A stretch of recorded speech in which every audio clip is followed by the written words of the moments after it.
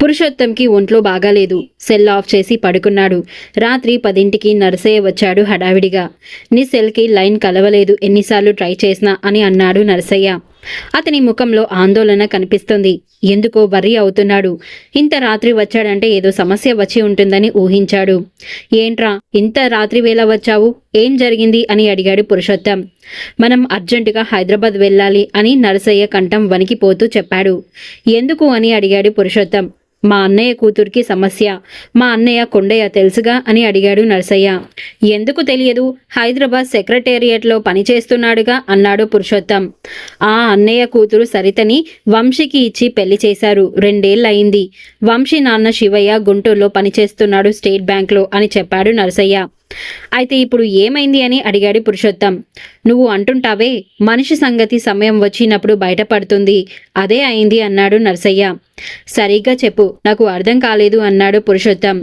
పెళ్ళప్పుడు వంశీకి జాబ్ లేదు. వాడు బీటెక్ పాస్ అయ్యాడు. అన్నయ్య క్లాస్మేట్ ద్వారా ఆ సంబంధం వచ్చింది.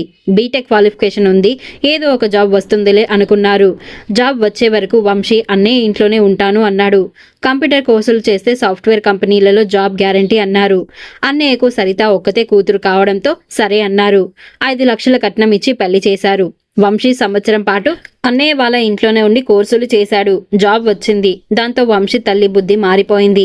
అనవసరంగా తన కొడుక్కి తక్కువ కట్నం తీసుకొని పెళ్లి చేశామని గొనగడం మొదలుపెట్టింది. ఇప్పుడైతే 50 లక్షల కట్నం వస్తుంది, అమెరికా వెళ్లి కోట్లు సంపాదిస్తాడు అని కోడల్ని హింసించడం మొదలుపెట్టింది. వంశీకి తల్లి మాటలు బుర్రకు బాగా ఎక్కాయి. మొన్న రాత్రి సరితను ఇంట్లో నుంచి వెళ్ళగొట్టాడు.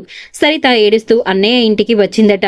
అన్నయ్యకి కోపం వచ్చి పోలీస్ స్టేషన్లో కంప్లైంట్ ఇచ్చాడు. పోలీసులు ఇంటికి వెళ్లేసరికి తాళం వేసి గుంటూరు వెళ్ళిపోయాడట. తన కోసం పోలీసులు తిరుగుతున్నారనేసరికి వంశీ భయపడి అక్కడే ఉండిపోయాడు. వాళ్ళ నాన్న అన్నయ్యకి ఫోన్ చేసి రేపు పోలీస్ స్టేషన్కి వస్తే రాజీ పడదాం అన్నారట. అన్నయ్య నన్ను అర్జెంటుగా రమ్మన్నాడు, నువ్వు తోడుంటే నాకు ధైర్యం అని చెప్పాడు నరసయ్య. నరసయ్య చెప్పిందంతా విని నిట్టూర్చాడు పురుషోత్తం. బాగుందిరా, డబ్బు దగ్గరికి వచ్చేసరికి మనుషుల నిజస్వరూపాలు బయటపడుతున్నాయి. అందుకే ఒక మహానుభావుడు అన్నాడు, స్వర్గాన్ని దేవుడు పాలిస్తుంటే భూమిని బంగారం పాలిస్తుందట అన్నాడు. అట్లాగే ఉంది. ఉద్యోగం లేనప్పుడు కొడుక్కి వస్తే చాలనుకున్నారు. మామగారి ఇంట్లో సంవత్సరం పాటు తేరగా తిని కంప్యూటర్ కోర్సులకు ఫీజు కూడా ఆయనతో కట్టించాడు. ఉద్యోగంలో చేరాక ఆశ పెరిగింది. వాడికి 50 లక్షలు కట్నం ఇచ్చారు, వీడికి 1 కోటి ఇచ్చారు అనే మాటలు వినేసరికి వాళ్ళకి గంగ తెరులెత్తాయి. అన్నయ్య దగ్గర ఇంకా డబ్బు గుంజాలని ప్లాన్. ఒకటే కూతురు, ఎందుకు ఇవ్వరని ధీమా. బెల్లగొడితే వచ్చి బతిమాలి ఎంతో కొంత ముట్ట చెప్తారని అనుకున్నారు. కానీ అన్నయ్య పోలీస్ స్టేషన్లో కంప్లైంట్ ఇచ్చేసరికి కంగు తిన్నారు అని చెప్పాడు నరసయ్య. కొండయ్య మంచి పని చేశారులే అన్నాడు పురుషోత్తం. ఇప్పుడు మనకు బస్సులు రైళ్లు దొరకవు, కారు తెప్పిద్దాం, తెల్లారేసరికి వెళ్ళొచ్చు అన్నాడు. పురుషోత్తం తెనాలిలో ట్రావెల్కి ఫోన్ చేశాడు. గంట తర్వాత ఇంటి ముందు కారు ఆగింది. ఇద్దరు హైదరాబాద్ చేరుకునేసరికి ఉదయం 8 అయింది. స్నానాలు చేసి ఫ్రెష్ అయ్యారు. నరసయ్య చెప్పింది అక్కడ కొండయ్య చెప్పాడు. కొండయ్య భార్య పార్వతి అల్లుణ్ణి తిట్టి శాపనార్థాలు పెడుతుంది. సరిత ఏడుస్తుంది. పురుషోత్తం సరితను ఓదార్చాడు.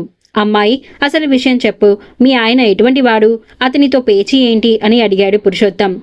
అంకుల్, వంశీ మంచోడు, నన్ను బాగా చూసుకుంటాడు, అతనితో పేచీ ఏమీ లేదు. పేచీ అంతా మా అత్త మామలతోనే.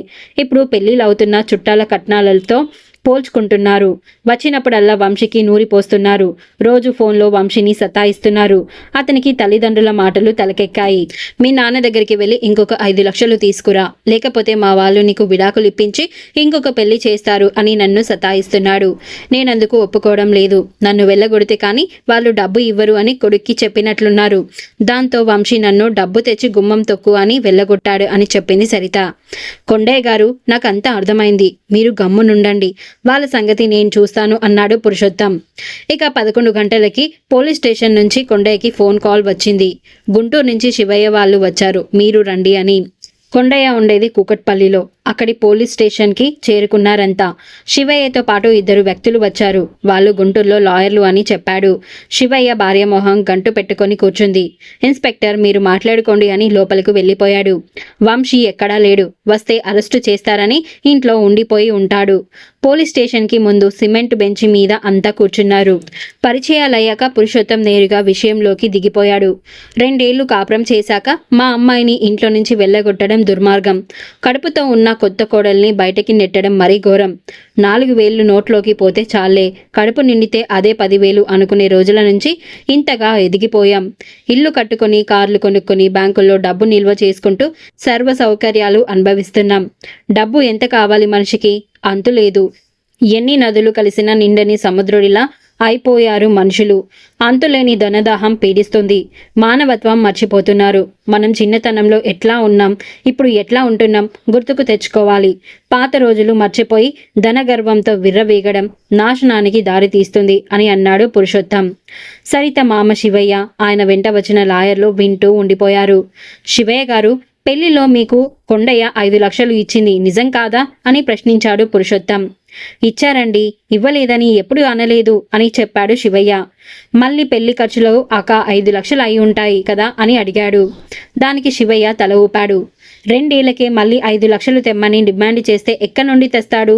ఒకవేళ తెచ్చి ఇచ్చాడనుకోండి, మీరు ఇంకా తెమ్మని అనరని గ్యారంటీ ఏంటి అని అడిగాడు. దానికి శివయ్య నేల చూపులు చూస్తున్నాడు. అయింది ఏదో అయిపోయిందండి అని ఒక లాయర్ అన్నాడు.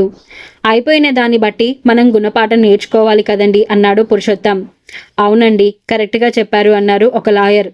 అందుచేత కొండయ్య గారు పెట్టిన పోలీస్ కేసు విత్డ్రా చేసుకోవాలంటే నేనొక రాజీ ఫార్ములా ఆలోచించాను అన్నాడు పురుషోత్తం. రాజీ పడడానికి మేము గుంటూరు నుంచి వచ్చాం, చెప్పండి అన్నాడు శివయ్య. అమ్మాయిని హింసించి ఇంట్లో నుంచి వెళ్ళగొట్టాక ఇక ఆమె కాపురం చేయడం కల్లా. ఆమె మనసు విరిగిపోయి ఉంటుంది. ఎంతో క్షోభ అనుభవించింది. అద్దం పగిలితే అతుక్కోదు, హృదయం కూడా అంతే. అందువలన సరితకు నష్టపరిహారం చెల్లించడమే మిగిలింది. సరిత విడాకులు ఇవ్వడానికి రెడీగా ఉంది. కొండయ్య గారు, పెళ్లికి ఖర్చు పెట్టిన 10 లక్షలు, మరొక 10 లక్షలు నష్టపరిహారంగా ఇవ్వండి. మొత్తం 20 లక్షలు. అమ్మాయి గర్భవతి, పుట్టిన బిడ్డను పెంచి పెద్ద చేయాలి. ఆ బిడ్డకు మరొక 10 లక్షలు ఇచ్చేయండి, సరిపోతుంది అన్నాడు పురుషోత్తం. దాంతో శివయ్య నెత్తిన పిడుగు పడినట్టు బిత్తరపోయాడు. ఇద్దరు లాయర్లకి మెదడు పనిచేయలేదు. అసలే చెట్టు కింద ప్లీడర్లై ఉంటారు, లేకపోతే శివయ్య వెంట గుంటూరు నుంచి ఇక్కడికి వస్తారా? శివయ్య పెళ్ళం గౌరి అయోమయంగా చూస్తుంది. వాళ్ళు గుంటూరులో అనుకున్న రాజీ ఏమి ఇక్కడ ఆచరణలోకి రావడం దిగ్భ్రాంతి కలిగింది. పిల్లనిచ్చుకున్న వాళ్ళు కాళ్ళ వేళ పడి బతిమిలాడడం, ఎంతో కొంత అదనపు కట్నంగా డబ్బు ముట్ట చెప్పడం జరిగిన చరిత్ర ఉంది. ఆ చరిత్రకు విరుద్ధంగా ఉంది ఇక్కడ పురుషోత్తం చెప్పిన రాజీ ఫార్ములా. ఎవరికి నోరు పగలడం లేదు. ఎందుకు తటపటాయిస్తున్నారు శివయ్య గారు? మీరు డబ్బు ఇచ్చిన మరుక్షణం సరిత విడాకులకు ఒప్పుకుంటున్నట్టు డాక్యుమెంట్ల మీద సంతకం చేస్తుంది. మీ కొడుక్కి దర్జాగా మళ్ళీ పెళ్లి చేయవచ్చు. హైదరాబాద్ స్వర్గంలో సాఫ్ట్వేర్ ఇంజనీర్గా ఉన్న మీ వాడికి 1 కోటి కట్నం ఇచ్చి పిల్లనిచ్చేవారు క్యూలో నిలబడతారు. ఆ 1 కోటిలో ఆఫ్టర్ ఆల్ 30 లక్షలు సరిత మొహాన కొట్టండి. దట్స్ ఆల్ అని చెప్పాడు పురుషోత్తం. డిఫెన్స్లో పడిపోయారు శివయ్య. అతని ముఖం కల తప్పింది. మేం విడాకులు అడగలేదు కదండి అని అన్నాడు హీనస్వరంతో. మీ పుట్టింటికి వెళ్ళి డబ్బు పట్టుకురా అంటే ఏమిటండి శివయ్య గారు? మీకు తెలియకపోతే మీ భార్యని అడగండి, చెప్తుంది. మా వాడికి ఇప్పుడు పెళ్లి చేస్తే 1 కోటి కట్నం ఇస్తారు అని ఎన్నిసార్లు అన్నదో అడగండి. విడాకులు ఇవ్వమని ప్రత్యేకంగా అడగాలా సార్ అని అన్నాడు పురుషోత్తం. మా ఆవిడ అన్నదేమో లేండి, తప్పైపోయింది. మాకు కోడలికి విడాకులు ఇచ్చే ఆలోచన లేదు. ఇక ముందు అమ్మాయిని బాగా చూసుకుంటాం, పంపండి అన్నాడు శివయ్య. సరే, ఆ సంగతి కాగితం మీద రాసి ఇవ్వండి. మీరు, మీ భార్య, మీ కొడుకు సంతకాలు చేసి ఇవ్వండి. ఇక ముందు సరితకు ఏం జరిగినా మీ అందరిది బాధ్యత. జైలుకు వెళ్లడం ఖాయమని చెప్పాడు పురుషోత్తం. గుంటూరు లాయర్లు పురుషోత్తం చెప్పిన విధంగా డాక్యుమెంట్ తయారు చేశారు. శివయ్య కొడుకుని ఫోన్ చేసి పిలిపించాడు. అందరూ సంతకాలు చేసి ఇచ్చారు. కొండయ్య తను ఇచ్చిన కంప్లైంట్ విత్డ్రా చేసుకున్నాడు. శివయ్యకు, వంశీకి తీవ్రంగా వార్నింగ్ ఇచ్చాడు ఇన్స్పెక్టర్. అప్పటికి లంచ్ టైం అయింది. బావగారు, మీరంతా మా ఇంటికి భోజనానికి రావాలి అన్నాడు కొండయ్య శివయ్యతో. కొండయ్య ఆనందంగా ఉన్నాడు. కూతురు కాపురం ఇంత తొందరలో కుదుట పడుతుందని ఊహించలేదు. పురుషోత్తం సమయస్ఫూర్తితో వియ్యంకుణ్ణి బెదరగొట్టడం సంతోషపరిచింది. నరసయ్య కూడా సమస్యను పురుషోత్తం ఇలా పరిష్కరిస్తాడని అనుకోలేదు. పురుషోత్తం విడిచిన బాణం గురి తప్పలేదు. అంతా కొండయ్య ఇంటికి చేరుకున్నారు. గౌరి వియ్యపురాలితోనూ కోడలితోనూ ఆప్యాయంగా మాట్లాడింది. 3 ఆడవాళ్ళు వంట పనిలో నిమగ్నమైపోయారు. మరి ఆ తర్వాత ఏం జరిగిందో తెలుసుకోవాలంటే నెక్స్ట్ ఎపిసోడ్ వినాల్సిందే. మీకు ఈ వీడియో నచ్చితే నా ఛానల్ని సబ్స్క్రైబ్ చేసుకొని ఈ వీడియోని లైక్ చేయండి. Thank you.